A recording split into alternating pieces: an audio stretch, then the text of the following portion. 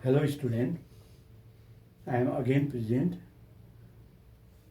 to discuss on another topics, that is dependent demand and independent demand. In any manufacturer company, there are two kinds of demand, one dependent demand and another independent demand. So what is the difference between dependent demand and independent demands? Today we are going to discuss on that. So dependent demand, from the name it is clear that its demand depends upon the demands of other. Other means the demands of any product depends upon raw materials, depends upon semi-finished goods. So that is not the final product. So that product is still to finished. So it demands other item or other semi-finished goods or other materials it demands. But independent demand is that demand which does not demand other items or materials or semi-finished goods which already finished. That the finished good which is ready to deliver in the market. So such kinds of demand is known as independent demand. And dependent demand does not forecast the demand. Dependent demand never forecasts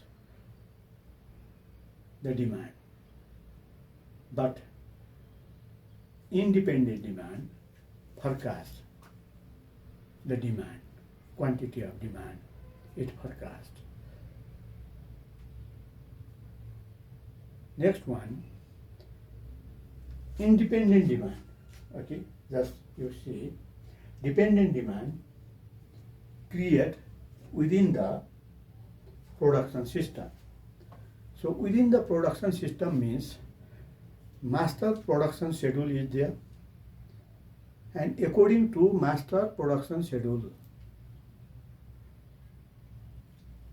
that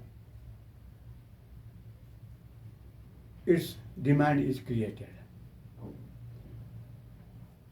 So master production schedule already fixed, and then that master production schedule determine the value of dependent demand. But that the demands of independent demand is created in the market, that the quantity of independent demand is created by the market, whether there is high demand or whether there is low demand, that is created by the market. So quantity of that the dependent demand is always constant. It is fixed. So according to master production schedule, okay, already quantity is fixed. But in the case of independent demand, quantity of demand is not fixed. It is variable. It is varied. Why it is varied? Because it depends upon the demands of the market, demands of the customer. So time to time its value vary. Okay. And then that the master production schedule determine what will be the dependent demand.